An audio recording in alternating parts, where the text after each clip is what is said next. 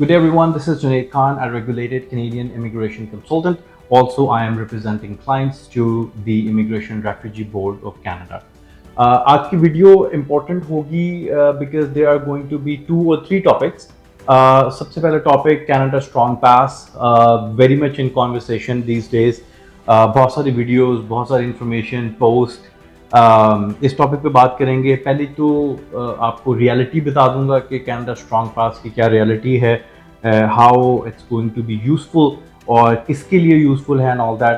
Plus I also want to talk about कि किस तरह से स्ट्रॉन्ग पास को लेके कुछ मिसलीडिंग इंफॉर्मेशन प्रोवाइड की जा रही है. और एक और टॉपिक है अबाउट द जुडिशियल रिव्यू और IRCC के हवाले से विजिट वीज़ा एप्लीकेशन का.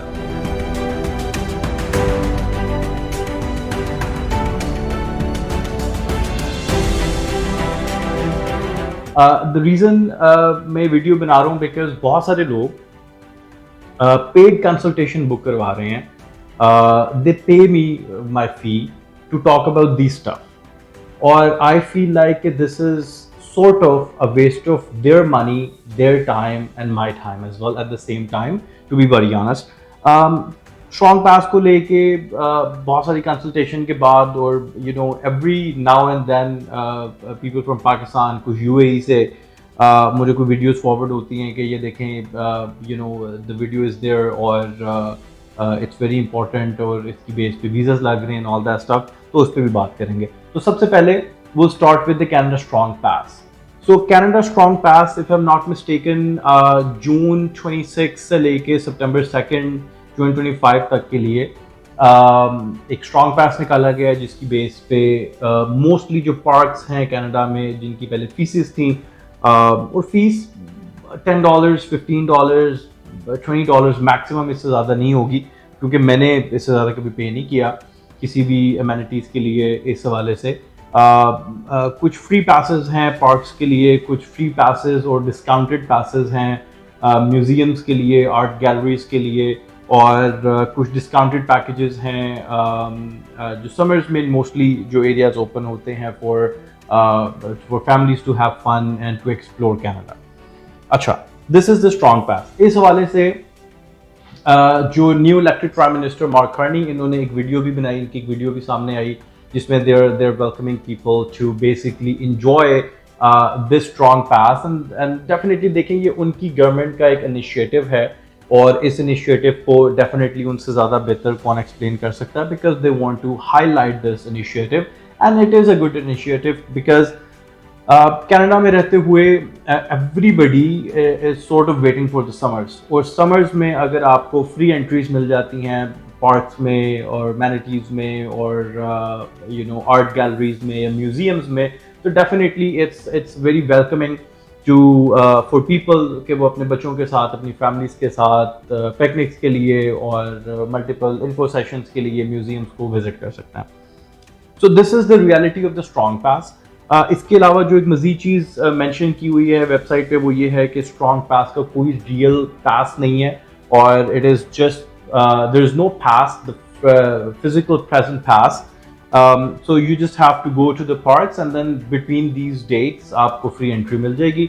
और अगर किसी ने already ये tickets buy की हुई हैं जो facilities उसमें mention है तो उनको price match कर दिया जाएगा या उनके लिए उस facility को free कर दिया जाएगा या reimburse कर दिया जाएगा, something like that. Now let's go to, this is about the strong pass. Let's go to the second point. जिन वीडियोस के वाले से मैं बात करना चाह रहा हूँ, I don't know the people जो इस वीडियो में बात कर रहे हैं, बोल रहे हैं, to be very honest, लेकिन वो वीडियोस काफ़ी ज़्यादा बल्क में मुझे व्हाट्सएप पे भी फॉरवर्ड होती हैं. कुछ मेरे क्लाइंट्स, कुछ प्रस्पेक्टिव पीपल जो देख रहे हैं कि कनाडा किस तरह से हम विजिट वीज़ा अप्लाई कर सकते हैं, और स्पेसिफिकली मेरे अपने दोस्तों ने भी फॉरवर्ड की कि यार लुक व्हाट्स गोइंग ऑन. अच्छा, अब जो इम्पोर्टेंट चीज़ है उसमें it's funny and frustrating at the same time. So video जो मार्क कार्नी की जो प्रॉपर वीडियो है, अगर आप उसको देख लें और उसको किस तरह से मैनिपुलेट या ट्विस्ट किया गया इन अ वे कि हम इसको किसी तरह इस एंगल में पोर्ट्रे करें कि this is better for the people जो कि विजिट वीज़ा अप्लाई करना चाह रहे हैं. ठीक है, کچھ چیزیں جو میں نے اس میں سے دیکھی کیونکہ بار بار مجھے وہ سینڈ کی جا رہی تھی، تو کہا یہ جا رہا تھا کہ سورٹ آف اس میں جو لوگ انٹرسٹڈ تھے ان کے لیے ویڈیو اس طرح سے تھی کہ اب کون آپ کو کینیڈا آنے سے روک سکتا ہے جب مارک کارنی خود آپ کو بلا رہے ہیں، اور مارک کارنی نے بلا لیا، اب کیسے پیچھے رہا جا سکتا ہے؟ اب تو ویزاز جو ہیں وہ 100% اپروو ہوں گے. Y? Because the prime minister of Canada is calling you particularly, اور وہ کہہ رہے ہیں کہ جی آپ آئیں پلیز، یہ امینٹیز ہم نے فری کی ہیں، ان کو انجوائے کریں. I mean, it's art, how they use the words and اور اس کو کس طرح سے یوز کیا گیا ویڈیو میں فار دوز پیپل جو کہ انٹرسٹیڈ تھے وزٹ ویزا اپلائی کرنے کے لیے. Yes, Mark Carney said welcome to Canada, but the people, or he said you can enjoy the amenities, but not for the people جو آ ہی نہیں سکتے. ٹھیک ہے، you have to understand some basics. اور اس طرح سے پورٹری کیا جاتا ہے کہ کافی آئی واز سرپرائز کہ مجھے وہ لوگ بھی یہ ویڈیو سینڈ کر رہے تھے یا اس حوالے سے پوچھ رہے تھے جو مجھے لگتا ہے کہ they are very wise, and وہ شاید اس طرح کی کسی چیز کی میں اپنے آپ کو نہیں انٹر کریں گے اس ویڈیو کو دیکھ کے. لیکن دا ورڈز کہ کس طرح سے روکا جا سکتا ہے، اور مارک کارنی آپ کو بلا رہے ہیں پلیز آ جائیں، اور آپ کیوں اپنی فائل گھر پہ رکھ کے بیٹھے ہوئے ہیں، ہمیں دیں اور ہم آپ کو مارک کارنی سے ملوائیں جا کے، وہ آپ کا ویٹ کریں. This is my word, but these are the sort of this is what I get from the video. اچھا دیکھیں، کبھی بھی اس طرح سے ویزاز آپ کیسے ایک سچویشن کو آرٹیکولیٹ کر کے اپنے ویزے کے ساتھ انکارپوریٹ کر سکتے ہیں. دیکھیں، وزٹ ویزا اپلیکیشن میں I have done it myself. There are doctors, engineers, lawyers. Canada میں کانفرنسز ہوتی ہیں. لیٹ سپوز اگر آپ اس کو الائن کر رہے ہیں، میں اسی کی ایگزامپل آپ کو دے رہا ہوں. کینیڈا میں لوگ کانفرنسز پہ بھی آتے ہیں، سیمینارس پہ بھی آتے ہیں. ریسنٹلی 3 ویزاز اپروو ہوئے for a short term course in Canada, but their profiles are very well. They are working in a companies, like they're working in a very good designations in those companies. ٹھیک ہے، اور کچھ seminars اور webinars ایسے ہوتے ہیں، کچھ companies یا کچھ جو پاکستان میں یا انڈیا میں یو اے میں کچھ فیکٹریز ایسی، کوئی انڈسٹریز ایسی ہیں جن کے لیے یہاں پہ مشینریز کی سیمینارز ہوتے ہیں یا کانفرنسز لگتی ہیں. بائرز آتے ہیں یا سیلرز آتے ہیں، یا کچھ انہوں نے بائی کرنا ہوتا ہے and all that. People pay for those conferences, for the seminars, for the courses. ان کو سیٹس الاٹ کی جاتی ہیں، باقاعدہ ان کے لیے بار کوڈز ہوتے ہیں جو امیگریشن میں وہ اپلائی کرتے ہیں، ان کو لے کے ان کے ویزاز اپروو ہوتے ہیں. دے کم، they take advantage of the seminar, webinar, the courses, and then they go back to their home country. اب یہ strong pass کو آپ کس طرح یوز کر سکتے ہیں اپنی اپلیکیشن میں؟ there is no physical pass. آپ اس کو کہیں پہ اپلائی نہیں کر سکتے. مطلب if you go to the website, آپ اپنے نام کا کوئی پاس نکلوا نہیں سکتے. there is no physical pass available جو آپ اپنی ویزا اپلیکیشن میں ڈالیں. چلیں اگر آپ اس لیول تک چلے بھی گئے ہیں تو آپ اس کو اپنی ویزا اپلیکیشن میں ڈالیں، اور آپ امیگریشن آفیسر کو یہ کنونس کریں کہ مجھے مارک کارنی نے بلا لیا ہے اور آپ مجھے کیسے روک سکتے ہیں، میرے لیے چیزیں فری ہو گئی ہیں، سب کچھ فری ہو گیا ہے، اور $10 یا $15 کی ٹکٹ فری ہونے پہ اب 100% ویزاز لگیں گے، اور لوگ آئیں گے پوری دنیا سے اور کینیڈا کو انجوائے کریں گے، کیونکہ کارنی نے کہا ہے کہ جی آپ آ جائیں، ہمیں وزٹرس کی ضرورت ہے، اینڈ آل دیٹ اسٹف، ہمارے پارکس خالی پڑے ہوئے ہیں. It doesn't work like that. Please, you have to see, and you have to see into the things which make sense to you. دیکھیں، مجھے ایسا لگتا ہے کہ لیٹ سپوز اگر Canada strong pass is a word, اگر آپ Google کریں گے سب سے پہلے کینیڈین ویب سائٹ پہ ہی جو آفیشیل ویب سائٹ ہے اس کے سامنے آپ کے سامنے اس کی انفارمیشن آ جائے گی. لیٹس ازیوم کہ نہیں سمجھ آ رہی پڑھنے کے بعد بھی کہ کیا سچویشن ہے، لینگویج بیریئر بھی ہو سکتا ہے. There are so many reason. Google use کریں، گوگل ٹرانسلیشن یوز کر لیں، انگلش کا پیراگراف اٹھا کے اس کو آپ اردو میں ٹرانسلیٹ کر لیں، اس کو سمجھ لیں. ٹھیک ہے، اور یہ چیزیں بڑی بولڈ میں اور بڑے بالکل اسٹریٹ فارورڈ وے میں لکھی ہوئی ہیں. دس از ناٹ سم تھنگ کہ جس کو آپ یوٹیلائز کر سکتے ہیں یا کوئی اس کو جو ہے وہ چینج آف انفارمیشن کر کے یا مسلیڈنگ انفارمیشن بنا سکتا ہے. ٹھیک ہے، انسٹیڈ کہ آپ میرے سے کنسلٹیشن بک کریں اس پرٹیکولر چیز پہ، ٹھیک ہے، یا پھر آپ وہ ویڈیوز ڈفرینٹ لوگوں کو فارورڈ کریں اس کے اوپر ڈیٹیل آنسر لینے کے لیے، یا ابھی جو میں ویڈیو بنا رہا ہوں، ٹھیک ہے، اس کے لیے it's very easy to do your due diligence. آپ اس کے ویب سائٹ پہ جائیں، آپ اس کو دیکھیں You know, these are for the people who are in Canada. Canadian families ہیں, میں اپنی فیملی کو لے کے جا رہا ہوں, کوئی سٹیزن ہے, پی آر ہے, کوئی اسٹڈی پرمٹ پہ ہے, کوئی وزٹر آلریڈی کینیڈا میں ہے, they can take advantage of this pass, absolutely, right? But you cannot say کہ ہم اس پاس کی بیس پہ ویزا لگوا لیں گے, یا ہمیں اس پاس کی بیس پہ جو ہے وہ ویزا مل جائے گا, یا اب مارک کارنی نے خود آ کے ویلکم ٹو کینیڈا کہہ دیا, یا اس نے مارک کارنی نے کہا ہے کہ ہم آپ کو بلا رہے ہیں, اب آپ کیسے وہاں پہ بیٹھے ہوئے ہیں, ہی is getting made at you. It's not like that. Please don't take me wrong. You know, it's funny and the frustrating at the same time. Lekin I have people are getting paid consultation on these topics. So don't waste your money, don't waste your time first and then my time after. Let's put it that way, right? And do the due diligence. دیکھیں بہت ساری ایسی applications تھیں.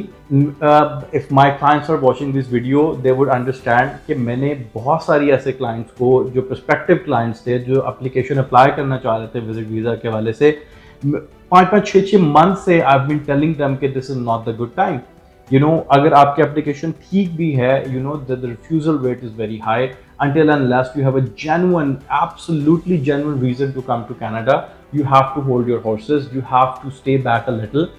When the time comes, you know, if you have a genuine reason and the reason become more legit, آپ اس time پہ apply کریں, ٹھیک ہے, تاکہ آپ کے اپلیکیشن کے جو اپروول چانسز ہیں وہ میکسیمائز ہوں اور آپ کو انٹری مل سکے, آپ یہاں پہ آ کے انجوائے کر سکیں, فیملی سے مل سکیں, یا جو بھی آپ کے پرپسز ہیں کینیڈا آنے کے.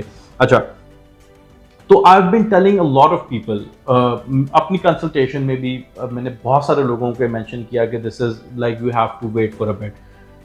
Now they all are like you know in this zone کہ یہ اسٹرانگ پاس آ گیا اور اس پاس ختم ہونے سے پہلے ہم جلدی سے اپلائی کر لیں and all that stuff. Please you know, پاس کا کوئی لیجیٹمیٹ ریزن نہیں ہے آپ کے ویزے کے ساتھ, ٹھیک ہے, کوئی فزیکل پاس نہیں ہے. فزیکل ہوتا بھی تو it's just free entry for a $10 ticket اور $15-20 ٹکٹ چلیں. Let's put it that way. $20 بچانے کے لیے آپ ویزا اپلائی کر رہے ہیں. آئی مین how are you going to you know tell immigration officer یا کنونس امیگریشن آفیسر کہ میں ویزا اس لیے اپلائی کر رہا ہوں کیونکہ مارک کارنی نے اسٹرانگ پاس نکال دیا کینیڈا کے لیے. It doesn't work like that. So please you know, if you have a legit reason, if you have all of your documents ready, okay, you check mark all the required documents, you have a supporting document financially, your ties to country, you know, the reason must be very good, you can apply. But do not make a mistake of using the strong pass in your application. It's not going to help you out at all. اور کوئی بھی video آپ کو ایسی ملے جو آپ کو لگ رہا ہو کہ دس از the thing, یا آپ کو کیچ کر رہی ہو, ٹھیک ہے, اس کو ایک دفعہ ریسرچ کر لے کریں. آپ کو میرے پاس آنے کی ضرورت نہیں ہے, کسی اور کے پاس بھی جانے کی ضرورت نہیں ہے, جسٹ گوگل اٹ. آئی مین اگر آپ ویڈیو واچ کر رہے ہیں تو definitely you have a cell phone and internet, اور اگر یہ دو چیزیں آپ کے پاس ہیں تو آپ ڈیفینیٹلی اس کو سرچ بھی کر سکتے ہیں, وہ اسٹرانگ پاس ہو یا کوئی بھی انفارمیشن ہو. اچھا, دوسرا ٹاپک, ویڈیو لمبی ہوگی but I just want to add these two topic together کیونکہ میرے خیال سے سملر ٹاپک اور kind of like a scheme alert. ایک اور ویڈیو جو امپورٹنٹ, جو ناٹ امپورٹنٹ بٹ جو مجھے کافی سارے لوگوں نے سینڈ کی, ایک تو یہ اسٹرانگ پاس والی ویڈیوز تھیں اور ایک اور ایک ویڈیو تھی جس میں ویڈیو میں بتایا جا رہا تھا کہ IRCC نے معافی مانگ لی ہے ان لوگوں سے جن کے انہوں نے ویزاز ریفیوز کیے ہیں 2023 میں, 2024 میں. IRCC is very ashamed of this and you know they are asking for forgiveness. معافی مانگ لی گئی ہے, اور اب یہ جو لوگ ہیں جن کے 2023-24 میں, 2023-2024 میں ویزاز ریفیوز ہوئے ہیں, یہ جوڈیشل ریویو میں جائیں, یہ فیڈرل کورٹ کے پاس جائیں اور ان کے ویزاز 100% اپروو ہوں گے, اور کم ٹو اس اینڈ میں آپ کا جوڈیشل ریویو کرواتا ہوں اور آپ کے سارے ویزاز کو ہم اپروو کروا دیں گے. اچھا, let me tell you exactly what happened in last few days, اور جس کی بیس پہ مجھے ایسا لگتا ہے کہ اس ویڈیو کو بنایا گیا. تو IRCC is a federal department, ٹھیک ہے, اور انڈر فیڈرل گورنمنٹ کے آتا ہے, اور دیکھیں they do their work very sincerely.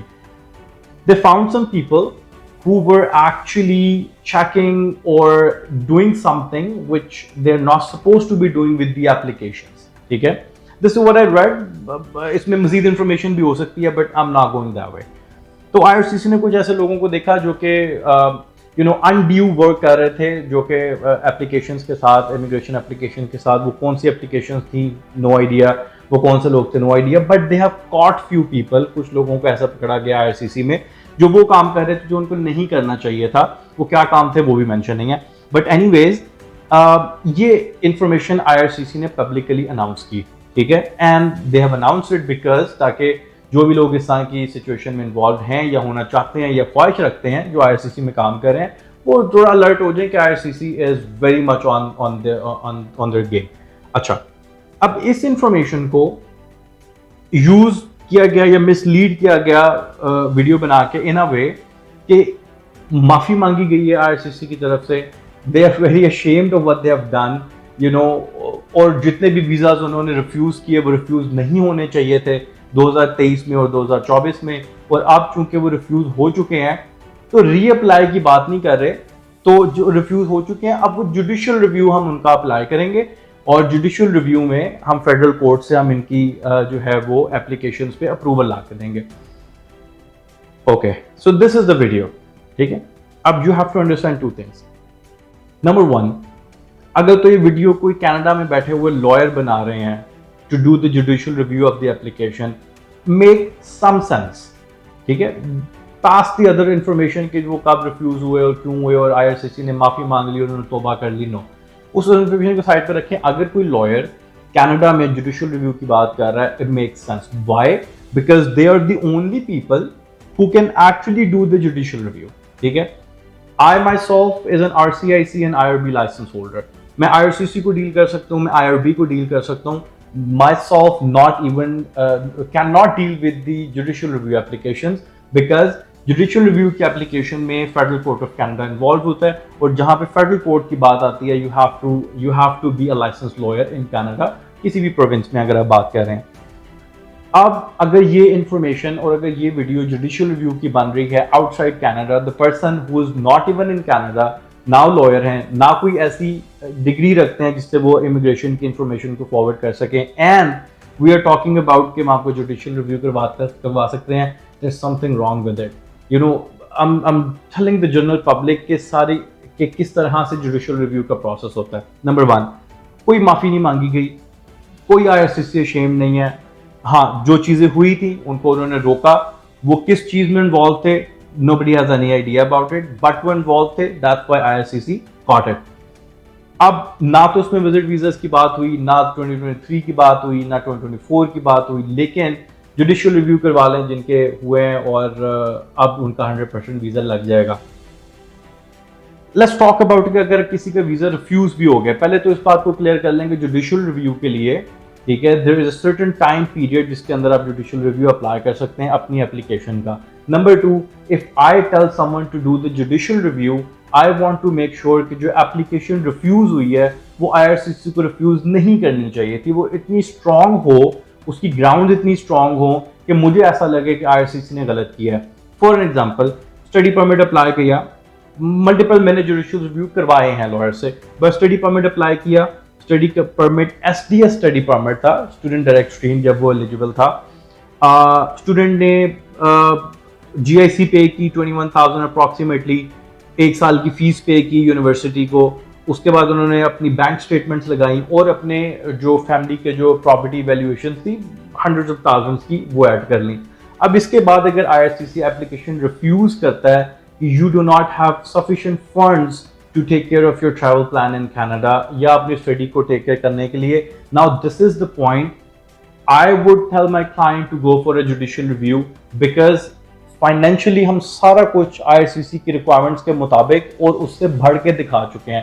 when یہ کام آپ نے کر لیا ہے, now I don't agree with the point from the IRCC کہ financial کا point آ گیا ان ساری payments کو کرنے کے بعد, go for the judicial review, you will have a successful application in a GR, ٹھیک ہے. لیکن وہ اپلیکیشن جو 2023 میں ریفیوز ہوئی ہیں, وزٹ ویزا کی اپلیکیشن یہ 24 میں ریفیوز ہوئی ہیں, تو 25 کا مڈ ہو چکا ہے, ان کا جوڈیشل ریویو ہوگا. اب you don't even know the applications کہ وہ اپلیکیشن کی گراؤنڈ بھی کیا تھی, وہ صحیح تھی یا نہیں تھی, IRCC نے صحیح ریفیوز کی یا نہیں ریفیوز کی. So you have to make sure before going to the judicial review کہ آپ IRCC سے اگری نہیں کرتے. اب دیکھیں میں اس لیے اگری نہیں کر رہا تھا کچھ اپلیکیشن سے because I have done those applications myself and I know کہ every single box which should be check marked is check marked. سارے information is there, all the requirements are there, all the supporting documents are there. پھر بھی اگر IRCC refuse کر رہا ہے financial کی بیس پہ تو I would go for a judicial review اور میں نے وہ کیسز ون کیے.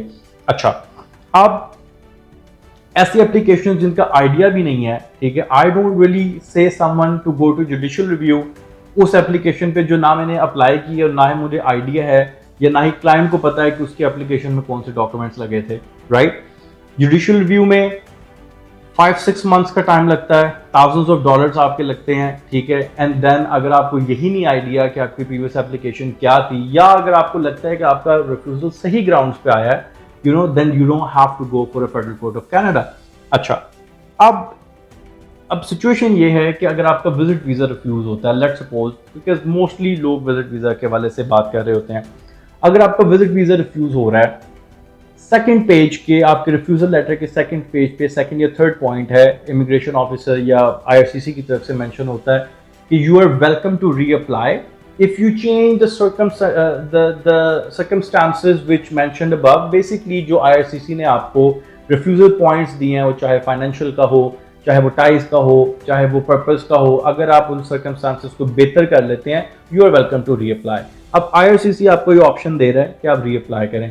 ری اپلائی کرنے میں آپ کے $100 چارجز آتے ہیں جو کہ اپلیکیشن فی ہے IRCC کی. ایون بایو میٹرک کے بھی آپ کو پے نہیں کرنے پڑتے because that's one for the 10 years. اچھا اب لیٹ سپوز اگر کسی کا فائنینشیل کا پوائنٹ آیا ہے وزٹ ویزا کے ریفیوزل میں, اور پہلے فائنینشیل جو انہوں نے دیے تھے IRCC کو, اس دفعہ فائنینشیل ان سے بہتر ہیں, ٹھیک ہے, right an explanation, do the better financial and re apply. It take $100 and آج کل پروسیسنگ ٹائم ویسے ہی 15, 20, 30 days کے اپروکسیمیٹ ہے, right. Instead of going for a judicial review for no reason, 6 to 7 months آپ کے ایزیلی لگتے ہیں judicial review میں, thousands of dollars آپ فیسز پے کرتے ہیں, ٹھیک ہے, فار دیٹ اپلیکیشن جو کہ جینوئنلی ریفیوز تھی IRCC کی طرف سے. So you have to be careful about this information. Judicial review کی ساری انفارمیشن آپ آن لائن دیکھ سکتے ہیں, امیگریشن کینیڈا کی ویب سائٹ پہ دے سکتے ہیں, جسٹس لا کی ویب سائٹ پہ دیکھ سکتے ہیں. There are so many articles on the judicial review. Instead کہ آپ ایک ویڈیو دیکھ کے آگے فارورڈ کریں, کنسلٹیشن بک کروائیں, پے کریں, اپنا ٹائم بھی ویسٹ کریں, میرا بھی ویسٹ کریں, پیسے بھی ویسٹ کریں. It's better to do the due diligence. It's better کہ آپ 5 منٹ اپنے لگا کے 10 منٹ لگ جائیں گے, ٹھیک ہے, آپ ایک چیز کو سرچ کر لیں, ٹھیک ہے, نہیں سمجھ آ رہی, لینگویج بیریئر ہے, آپ گوگل ٹرانسلیشن یوز کر کے اس کو ٹرانسلیٹ کر لیں, آپ اس کو ایک دفعہ پڑھ لیں. اس کے بعد اگر کوئی چیز سمجھ نہیں آتی تو آپ میرے سے پوچھ سکتے ہیں, کسی اور لائسنس کنسلٹنٹ سے, پیرالیگل سے, لائر سے پوچھ سکتے ہیں. دے will guide you better instead کہ اس طرح کی ویڈیوز کو دیکھ کے آپ اپنا ڈیسیژن بنائیں جوڈیشل ریویو میں جانے کا, جو کہ 2 سال پہلے ریفیوز ہوئی ہیں, اور یو ڈونٹ ایون نو کہ ان کا گراؤنڈس کیا تھا, کیا IRCC نے آپ کو صحیح گراؤنڈس پہ ریفیوز کیا یا نہیں کیا. اور دوسری چیز مطلب the use of words کہ IRCC is ashamed, معافی مانگی گئی ہے, اور اب کبھی ایسا نہیں ہوگا, اور جتنے بھی ہم نے ویزا ریفیوز کیے ہیں وہ سارے اپروو ہو جائیں گے. ایسا کچھ بھی نہیں ہے. These are just the manipulation of the words from a legitimate information and make it to the misleading information. So it's a social media word, you have to be careful. Again, you don't have to rely on any video, ٹھیک ہے. میری کوشش, میں اپنی جو videos بناتا ہوں میری اس میں کوشش ہوتی ہے کہ میں جہاں سے بھی انفارمیشن لے رہا ہوں وہ سورس مینشن کروں, پلس میں اپنی ویڈیوز میں موسٹ آف دا ٹائم وہ پکچرز بھی لگاتا ہوں یا وہ لنکس مینشن کرتا ہوں IRCC کی ویب سائٹ سے جہاں پہ وہ سے میں انفارمیشن دے رہا ہوں, تاکہ while you are listening to me آپ اس کو ریڈ بھی کر سکیں, اور ویڈیو کے بعد بھی آپ جا کے اس کو IRCC کی ویب سائٹ سے ریڈ کر سکیں. Just trying to do my best کہ the real information should be out there as compared to کہ strong pass آپ کا ویزا لگوا کے دے گا, یا پھر IRCC نے معافی مانگ لی اور اس نے توبہ کر لیا, دوبارہ ایسا کبھی نہیں کرے گا کہ آپ کا ویزا اس نے ریفیوز کر دیا ہے. So be very careful with the information. And باقی IRCC کی جو ویب سائٹ ہے cic.gc.ca, this is going to be the main resource source for your all of the information regarding immigration, visit application, study permit, all of the immigration programs, and make sure کہ آپ ہر چیز کو وہاں سے verify کرنے کے بعد اپنا ڈیسیژن لیں تاکہ it will be beneficial for you. Thank you very much.